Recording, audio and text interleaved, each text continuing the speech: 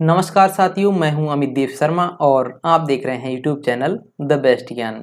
साथियों, इस साप्ताहिक करंट अफेयर्स का वीडियो है जिसमें हम 7 मई से 13 मई तक के महत्वपूर्ण प्रश्नों को देखेंगे, जिनमें नियुक्तियां, पुस्तकें व लेखक, विज्ञान एवं तकनीकी, खेल दिवस, पुरस्कार आदि विषयों से संबंधित प्रश्न होंगे। तो चलिए बिना देर किए हुए वीडियो को शुरू करते हैं। तो पहला प्रश्न है, दिल्ली उच्च न्यायालय द्वारा किसे बास्केटबॉल फेडरेशन ऑफ इंडिया का प्रशासक नियुक्त किया गया है? तो सही उत्तर होगा option A P Krishna Bhatt. तो जस्टिस पी कृष्ण भट्ट को दिल्ली उच्च न्यायालय द्वारा बास्केटबॉल फेडरेशन ऑफ इंडिया का प्रशासक नियुक्त किया गया है। वह कर्नाटक उच्च न्यायालय के पूर्व न्यायाधीश हैं। कृष्ण भट्ट प्रशासक के रूप में तब तक कार्य करते रहेंगे जब तक नवनिर्वाचित निकाय बीएफआई का कार्यभार नहीं संभाल लेगा। अगर हम बात करें बीएफआई यानी बास्केटबॉल फेडरेशन ऑफ इंडिया की, तो स्थापना होती है 1950 को, मुख्यालय है नई दिल्ली में और अध्यक्ष हैं गोविंद राज। अगला प्रश्न है, किस देश के पूर्व क्रिकेटर मार्क निकोलस को मेरिलबोर्न क्रिकेट क्लब का अगला अध्यक्ष चुना गया है? तो सही उत्तर होगा ऑप्शन ए इंग्लैंड। अगर हम बात करें मेरिलबोर्न क्रिकेट क्लब की, तो स्थापना होती है 1787 में और मुख्यालय है लंदन में।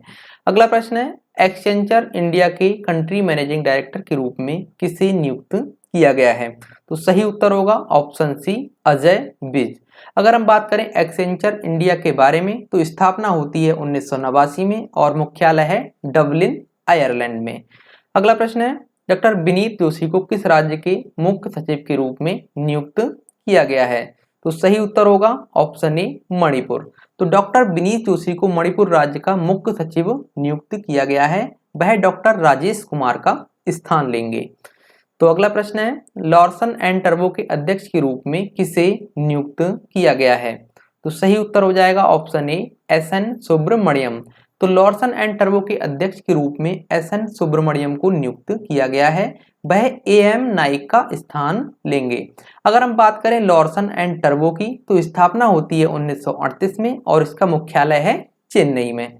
अगला प्रश्न है, बैडमिंटन एशिया तकनीक अधिकारी समिति का अध्यक्ष किसे चुना गया है? तो सही उत्तर होगा ऑप्शन ए उमर रशीद। तो उमर रशीद बैडमिंटन एशिया तकनीकी अधिकारी समिति के अध्यक्ष चुने गए हैं। अगर हम बात करें भारतीय बैडमिंटन संघ की, तो इसकी स्थापना होती है 1934 में और मुख्यालय है नई दिल्ली में और अध्यक्ष की अगर हम बात करें तो है हेमंत बिस्वा शर्मा। अगला प्रश्न है, पावर फाइनेंस कॉर्पोरेशन की पहली महिला सीएमडी के रूप में किसे नामित किया गया है?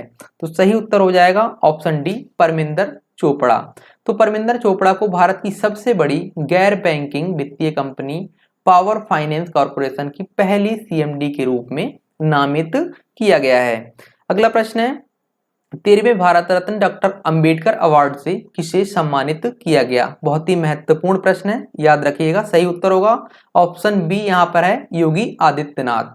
तो उत्तर प्रदेश के मुख्यमंत्री योगी आदित्यनाथ को 13वें भारत रत्न डॉक्टर अंबेडकर अवार्ड से सम्मानित किया गया। यह सम्मान पूर्व राष्ट्रपति रामनाथ कोविंद द्वारा प्रदान किया गया, जिसे उत्तर प्रदेश विधान परिषद सदस्य डॉक्टर लालजी प्रसाद निर्मल ने ग्रहण किया। ये पॉइंट भी आपको याद रखना है।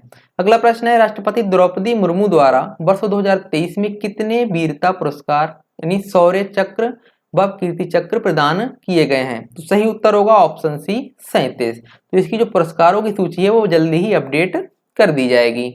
अगला प्रश्न है, रक्षा मंत्री राजनाथ सिंह द्वारा कहाँ देश के पहले भारतीय वायुसेना हेरिटेज सेंटर का उद्घाटन किया गया? तो सही उत्तर हो जाएगा ऑप्शन डी चेन्नई। तो 8 मई 2023 को चंडीगढ़ में अपनी तरह के पहले भारतीय वायुसेना हेरिटेज सेंटर का उद्घाटन राजनाथ सिंह द्वारा किया गया।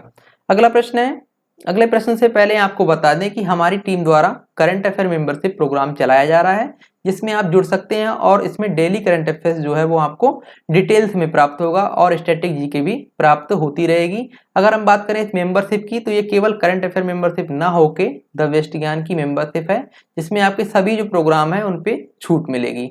और जो अप्रैल की करंट अफेयर्स की पीडीएफ है मंथली वाली, वो अपलोड कर दी गई है, उसे भी आप डाउनलोड कर सकते हैं। अधिक जानकारी के लिए दोनों प्रोग्राम के जो लिंक हैं वो डिस्क्रिप्शन में मौजूद है, वहां से क्लिक करके देख सकते हैं। तो चलिए देखते हैं अगला प्रश्न। मेघालय राज्य में स्थित दाबकी भूमि बंदरगाह का उद्घाटन किसके द्वारा किया गया? तो सही उत्तर हो जाएगा ऑप्शन सी, नित्यानंद राय। तो केंद्रीय गृह मंत्री नित्यानंद राय ने 5 मई 2023 को इसका उद्घाटन किया।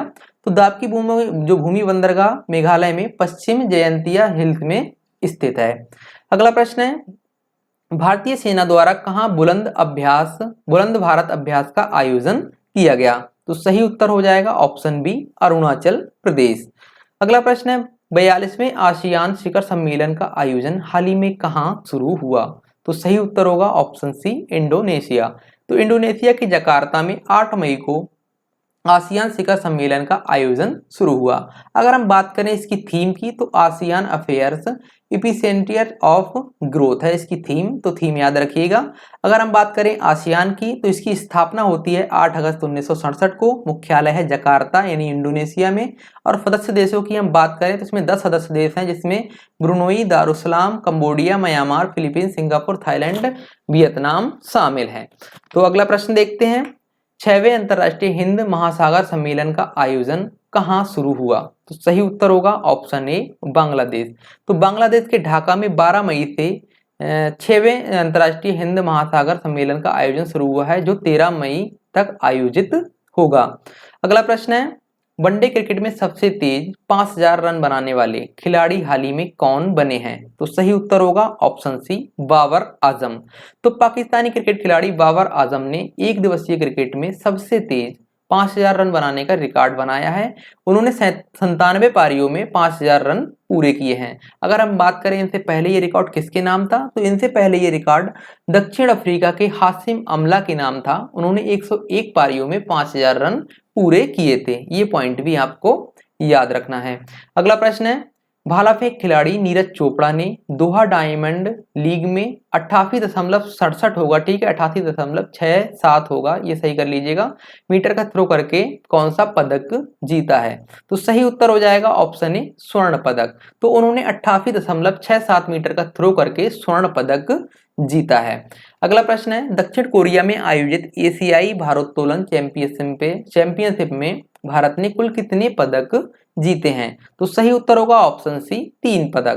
तो दक्षिण कोरिया के जिंजू में आयोजित एशियाई भारोत्तोलन चैंपियनशिप में भारत ने कुल 3 रजत पदक जीते हैं, जिसमें बिंदिया रानी देवी ने 55 किलोग्राम महिला वर्ग में 2 रजत पदक जीते हैं, तथा जेरेमी लाल रेनुंगा ने 67 किलोग्राम पुरुष वर्ग में 1 रजत पदक जो है वह जीता है। अगला प्रश्न है, हाल ही में आयोजित होने वाले खेलो इंडिया यूथ गेम्स 2022 का शुभंकर क्या घोषित किया गया है? तो सही उत्तर होगा option A, Jitu barasingha. Khelo India youth games 2022 का शुभंकर जीतू बारासिंगा लोगो मसाल व गान को मुख्यमंत्री योगी आदित्यनाथ तथा अनुराग सिंह ठाकुर द्वारा लॉन्च किया गया। खेलो इंडिया यूनिवर्सिटी जो गेम्स है 2022, इसका आयोजन 25 मई से 3 जून 2023 तक उत्तर प्रदेश राज्य में होगा। अगला प्रश्न है, मियामी ग्रैंड प्रिक्स 2023 का खिताब हाल ही में किसने जीता है? तो सही उत्तर होगा ऑप्शन ए, मैक्स वर्स्टैपन। तो मैक्स वर्स्टैपन ने सर्जियो पेरेज को हराकर मियामी ग्रैंड प्रिक्स 2023 का खिताब जीता है। अगला प्रश्न है, लॉरियल स्पोर्ट अवार्ड 2023 में किसने world sportsman of the year का अवार्ड जीता है? तो सही उत्तर हो जाएगा लियोनेल मेसी ने।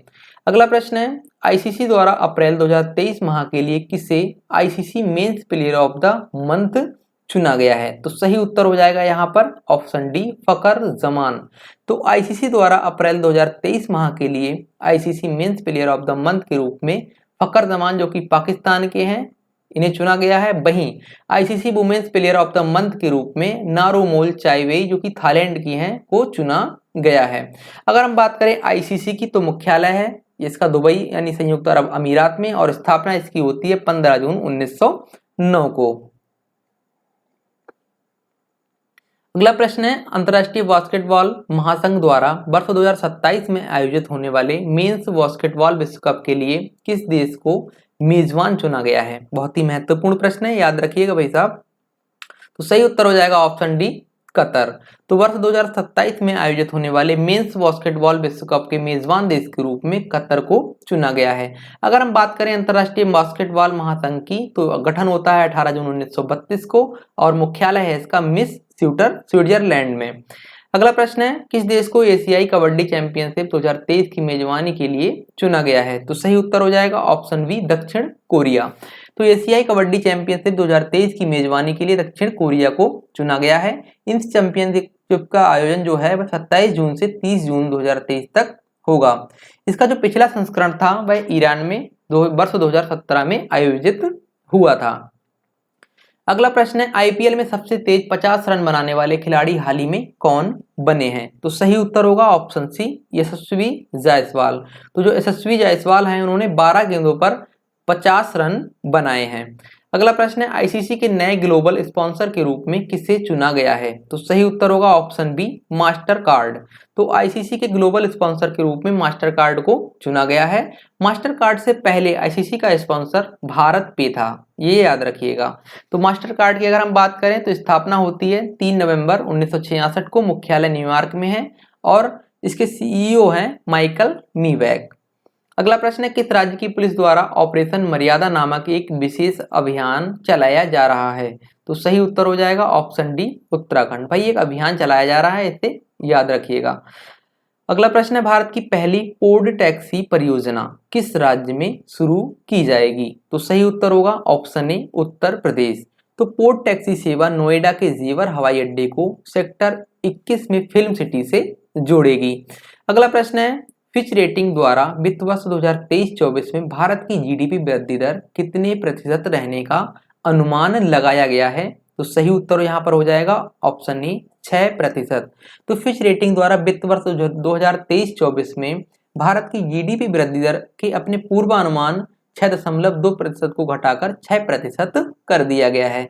इससे पहले जो अनुमान था फिच रेटिंग का वह 6.2% था। अगला प्रश्न है, भारतीय रिजर्व बैंक द्वारा किस बैंक पर 1.73 करोड़ रुपए का जुर्माना लगाया गया है? तो सही उत्तर हो जाएगा एचएसबीसी बैंक। तो भारतीय रिजर्व बैंक द्वारा नियमों का सही तरीके से पालन न करने के कारण एचएसबीसी बैंक पर 1.73 करोड़ का जुर्माना लगाया गया है। अगला प्रश्न है, भारतीय रिजर्व बैंक का सोना भंडार मार्च 2023 के दौरान बढ़कर कितना हो गया? तो यहाँ पर सही उत्तर हो जाएगा ऑप्शन डी, 794.64 मीट्रिक टन। अगला प्रश्न है, चिथिरई महोत्सव का आयोजन हाल ही में किस राज्य में किया गया? तो सही उत्तर होगा ऑप्शन डी, तमिलनाडु। देखिए महोत्सव से संबंधित प्रश्न है, याद रखिएगा। अगला प्रश्न है, हाल ही में कहाँ 5 दिवसीय उत्सव मोनलम चेनमो शुरू हुआ है? तो सही उत्तर हो जाएगा ऑप्शन ए, लेह। तो लद्दाख के लेह में बौद्ध भिक्षुओं और ननों द्वारा लद्दाख मोनलम चेनमो उत्सव का आयोजन किया जा रहा है, जो 11 मई से 16 मई तक होगा। अगला प्रश्न है, देश के किस आईआईटी संस्थान द्वारा डीआरडीओ के सहयोग से पानी के नीचे संचार के लिए सेंसर तकनीक को विकसित किया गया है? तो सही उत्तर होगा ऑप्शन बी, मद्रास। तो आईआईटी मद्रास ने डीआरडीओ के साथ मिलकर पानी के नीचे संचार के लिए सेंसर तकनीक को विकसित किया है। अगला प्रश्न है, बच्चों के लिए हेल्थ कार्ड बनाने वाला देश का पहला राज्य हाल ही में कौन सा बना है? तो सही उत्तर हो जाएगा ऑप्शन सी, उत्तर प्रदेश। तो उत्तर प्रदेश सरकार द्वारा हर बच्चे का यूनिक आईडी कार्ड बनाया जाएगा। इस कार्ड के माध्यम से बच्चे के माता पिता, स्कूल व प्रशासनिक अधिकारी इससे हेल्थ कार्ड को डाउनलोड कर सकेंगे। अगला प्रश्न है, उत्तर प्रदेश राज्य का पहला फार्मा पार्क किस जिले में स्थापित किया जाएगा? बहुत ही महत्वपूर्ण प्रश्न है भाई, तो इसके याद रखिएगा। ऑप्शन डी जो है वह सही होगा, ललितपुर में। तो उत्तर प्रदेश राज्य के ललितपुर जिले में राज्य का पहला फार्मा पार्क जो है वह स्थापित किया जाएगा, इसकी मंजूरी प्रदान कर दी गई है। अगला प्रश्न है, द्रौपदी मुर्मू जे from tribal hinterland to Raisina Hills नामक पुस्तक किसके द्वारा लिखित है, जिसका हाल ही में विमोचन किया गया है? तो सही उत्तर हो जाएगा ऑप्शन बी, कस्तूरी रे। अगला प्रश्न है, secret history of caste in the labyrinths of law नामक पुस्तक किसके द्वारा लिखी गई है? तो सही उत्तर हो जाएगा ऑप्शन ए, मनोज मिट्टा। अगला प्रश्न है, My Life as a Comrade नामक पुस्तक किसकी आत्मकथा है, जिसका हाल ही में विमोचन किया गया? तो सही उत्तर हो जाएगा ऑप्शन ए, के शैलजा। तो के शैलजा सीपीएम की केंद्रीय समिति की सदस्य व केरल की पूर्व स्वास्थ्य मंत्री हैं। तो भाई इस पुस्तक को ना याद रखिएगा। अगला प्रश्न है, एटीआर मोदी सरकार एक कॉम्प्लिएशन ऑफ अचीवमेंट्स नामक पुस्तक हाल ही में किसके द्वारा लिखी गई है? तो सही उत्तर हो जाएगा ऑप्शन सी, संदीप मारवाहा।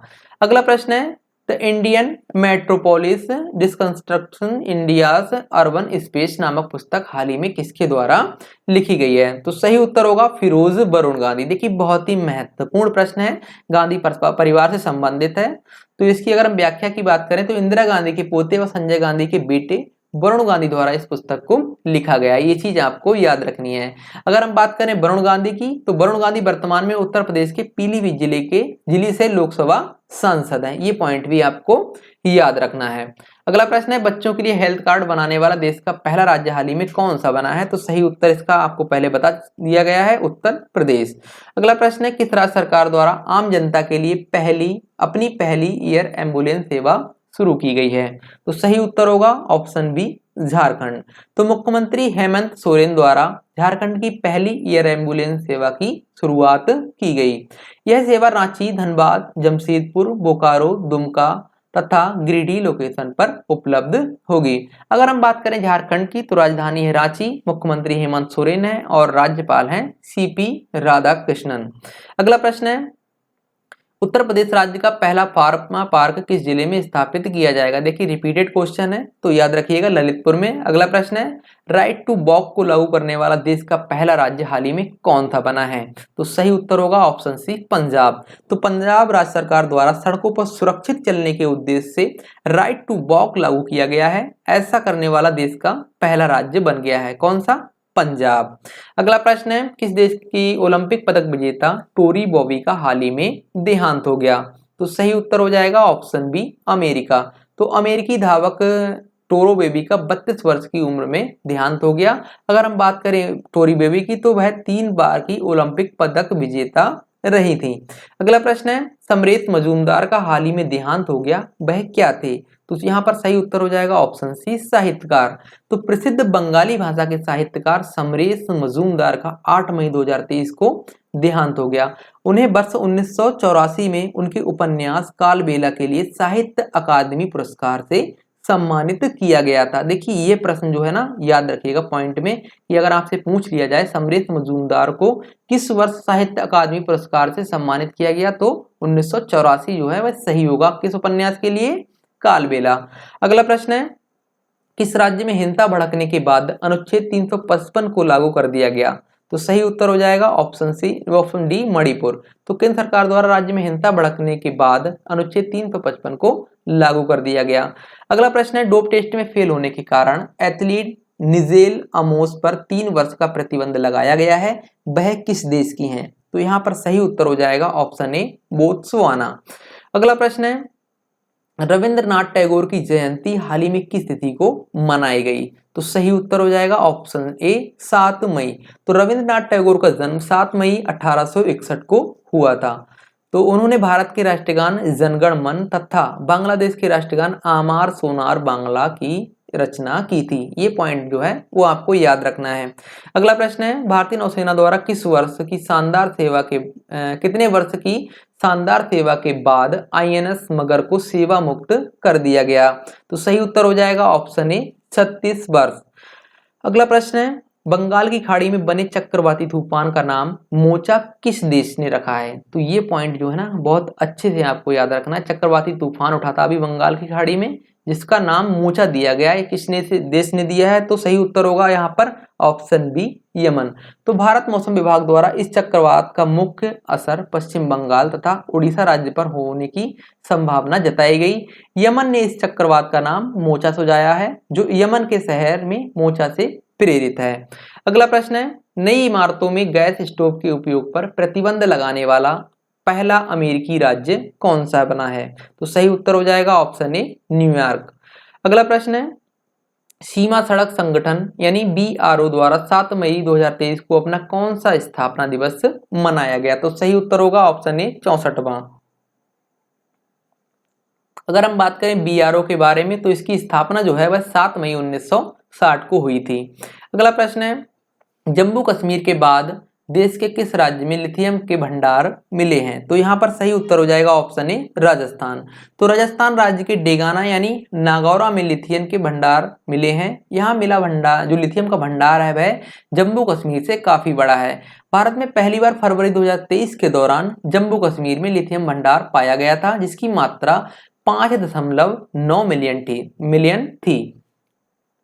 टन थी। ठीक है, अगला प्रश्न है, टेलीकॉम लाइसेंस प्राप्त करने वाली भारत में चौथी प्राइवेट कंपनी हाल ही में कौन बनी है? तो सही उत्तर हो जाएगा ऑप्शन बी जूम। तो अमेरिकी कंपनी जूम को हाल ही में टेलीकॉम लाइसेंस दिया गया है। जियो, बीआई तथा एयरटेल के बाद जूम चौथी प्राइवेट कंपनी बन गई है। अगला प्रश्न है, किस राज्य में स्थित तुंगनाथ मंदिर को राष्ट्रीय महत्व का स्मारक घोषित करने के लिए नामित किया गया है? तो सही उत्तर हो जाएगा ऑप्शन बी उत्तराखंड। तो भारतीय पुरातत्व सर्वेक्षण द्वारा उत्तराखंड के प्राचीन तुंगनाथ मंदिर को राष्ट्रीय महत्व का स्मारक के रूप में नामित किया गया है। भारत में जनवरी 2023 तक के आंकड़ों के अनुसार 3695 राष्ट्रीय महत्व के स्मारक हैं। ये पॉइंट जो है ना वो आपको याद रखना है। अगला प्रश्न है, किस पड़ोसी देश में सुप्रीम कोर्ट द्वारा समलैंगिकता को अपराध की श्रेणी से मुक्त कर दिया गया है? तो सही उत्तर हो जाएगा ऑप्शन बी श्रीलंका। तो श्रीलंका के सुप्रीम कोर्ट ने समलैंगिकता को अपराध श्रेणी से मुक्त करने संबंधित विधेयक को हरी झंडी दे दी है। अब श्रीलंका में समलैंगिकता अपराध नहीं होगा। अगर हम बात करें श्रीलंका की, तो राजधानी है श्री जयवर्धनेपुरा कोट्टे और प्रधानमंत्री है दिनेश गुणवर्धन और राष्ट्रपति है रानिल विक्रमसिंघे। मुद्रा की बात करें तो यह है श्रीलंकाई रुपया। अगला प्रश्न है, किस देश के पूर्व प्रधानमंत्री को हाल ही में गिरफ्तार कर लिया गया है? तो ये प्रश्न थोड़ा महत्वपूर्ण हो जाता है क्योंकि यह है पाकिस्तान से संबंधित। तो सही उत्तर हो जाएगा पाकिस्तान। तो पाकिस्तान के पूर्व प्रधानमंत्री इमरान खान को पैरामिलिट्री फोर्स के रेंजर्स ने 9 मई 2023 को अल कादिर यूनिवर्सिटी स्कैम केस में गिरफ्तार कर लिया है। तो ये पॉइंट जो है ना अच्छे से याद रखिएगा भाई। तो पाकिस्तान की अगर हम बात करें, राजधानी सभी को पता होगी इस्लामाबाद में है। प्रधानमंत्री हैं शहनवाज शरीफ, राष्ट्रपति आरिफ अलवी हैं और मुद्रा की अगर हम बात करें तो यह पाकिस्तानी रुपए। अगला प्रश्न है, किस देश को 12 वर्ष बाद अरब लीग में पुनः शामिल किया गया है? तो सही उत्तर हो जाएगा ऑप्शन सी सीरिया। तो वर्ष 2011 में विद्रोह के चलते सीरिया की अरब लीग की सदस्यता को निलंबित कर दिया गया था, जिसे 12 वर्ष बाद पुनः सदस्यता प्रदान कर दी गई है। अगर हम बात करें अरब लीग की, तो स्थापना इसकी होती है 22 मार्च 1945 को और इसमें सदस्य देश हैं 22। अगला प्रश्न है, किस राज्य के शांति निकेतन को यूनेस्को की टेंटेटिव सूची में शामिल किया गया है? तो सही उत्तर हो जाएगा ऑप्शन ए पश्चिम बंगाल। तो पश्चिम बंगाल स्थित शांति निकेतन को यूनेस्को की विश्व विरासत टेंटेटिव सूची के लिए नामित किया गया है। भारत में अब तक कुल 40 स्थानों को यूनेस्को विश्व विरासत सूची में शामिल किया गया, जिसकी लिस्ट जो है ना वो बहुत पहले ही अपलोड की जा चुकी है, तो उसे आप देख सकते हैं। अगला प्रश्न है, स्वच्छ भारत मिशन ग्रामीण चरण सेकंड के तहत देश के किस राज्य के 7% गांव ODF प्लस घोषित हो चुके हैं? तो सही उत्तर हो जाएगा ऑप्शन ए तेलंगाना। तो तेलंगाना राज्य के 7% ODF यानी खुले में शौच मुक्त प्लस घोषित हो चुके हैं क्या गांव। अगला प्रश्न है, विश्व एथलेटिक्स दिवस किस तिथि को मनाया जाता है? तो सही उत्तर हो जाएगा ऑप्शन बी 7 मई। तो इस दिवस को मनाने की शुरुआत वर्ष 1966 में हुई थी। अगर हम बात करें इस वर्ष की थीम की, तो थीम है athletics for all a new beginning. अगला प्रश्न है, विश्व हास्य दिवस किस तिथि को मनाया गया? तो सही उत्तर हो जाएगा ऑप्शन बी 7 मई। तो विश्व हास्य दिवस प्रत्येक वर्ष मई माह के पहले रविवार को मनाया जाता है, जो इस वर्ष 7 मई को मनाया गया। अगला प्रश्न है, विश्व रेड क्रॉस दिवस किस तिथि को मनाया जाता है? तो सही उत्तर हो जाएगा ऑप्शन ए 8 मई। अगर हम बात करें वर्ष 2023 की थीम की, तो थीम है everything we do comes from the heart. अगला प्रश्न है, विश्व थैलेसीमिया दिवस किस तिथि को मनाया जाता है? तो सही उत्तर होगा ऑप्शन ए 8 मई। तो थैलेसीमिया रोग के बारे में जागरूकता बढ़ाने के उद्देश्य से प्रत्येक वर्ष 8 मई को विश्व थैलेसीमिया दिवस के रूप में मनाया जाता है। अगर हम बात करें वर्ष 2023 की थीम की, तो थीम है जागरूक रहें, साझा करें और देखभाल करें। अगला प्रश्न है, राष्ट्रीय प्रौद्योगिकी दिवस किस तिथि को मनाया जाता है? तो सही उत्तर हो जाएगा ऑप्शन बी 11 मई। तो 11 मई 1998 को पोखरण परमाणु परीक्षण सफल हुआ था। इसी की याद में प्रत्येक वर्ष 11 मई को राष्ट्रीय प्रौद्योगिकी दिवस के रूप में मनाया जाता है। अगर हम बात करें पहली बार यह दिवस कब मनाया गया, तो वर्ष 1999 में पहली बार मनाया गया था। अगला प्रश्न है, अंतर्राष्ट्रीय नर्स दिवस की तिथि को मनाया जाता है? तो सही उत्तर हो जाएगा ऑप्शन बी 12 मई। तो प्रत्येक वर्ष 12 मई को मॉडर्न नर्सिंग की जन्मदाता फ्लोरेंस नाइटिंगेल के सम्मान में अंतर्राष्ट्रीय नर्स दिवस मनाया जाता है। इस दिवस को मनाने की शुरुआत जो है वह 1974 में हुई थी। अगर हम बात करें वर्ष 2023 की थीम की, तो थीम है हमारी नर्सें हमारा वर्ष, यानी ओवर नर्सेस ओवर फ्यूचर। तो ये थे आज के मतलब इस सप्ताह के करंट अफेयर्स के प्रश्न, जो कि काफी महत्वपूर्ण है आपकी सबकी सभी परीक्षाओं के लिए। तो अगर आपने वीडियो आधे से देखा है तो कृपया करके इसे पूरा देखें, और अंत तक अगर आपने वीडियो देखा है तो इसके लिए आपका बहुत बहुत धन्यवाद। चैनल पर नए हैं तो सब्सक्राइब जरूर कर लें, और हाँ, अगर आपका वीडियो से संबंधित कोई सुझाव है तो जरूर इसे कमेंट करें, और वीडियो को लाइक करके तो जरूर ही जाएं। ठीक है, मिलते हैं नेक्स्ट वीडियो में, तब तक के लिए धन्यवाद। जय हिंद।